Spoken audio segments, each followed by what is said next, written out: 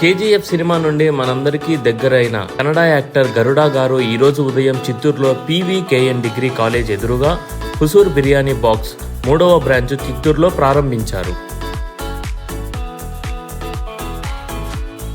Welcome to Chittoor sir. ఈరోజు art of biryani house open చేయడానికి వచ్చిన మీరు మా చిత్తూరు తరపు నుంచి అందరికి కృతజ్ఞతలు. ఈ బిర్యానీ ఎట్లా ఉంది, టేస్ట్ ఉంది? ఈ బిర్యానీ నాకు ఫస్ట్ నుంచే తెలుసు, ఎందుకంటే మధుతో నన్ను ఇది 3వ హోటల్ కి నన్ను బ్రాంచ్ కి నన్ను చీఫ్ గెస్ట్ గా పిలుస్తున్నాడు.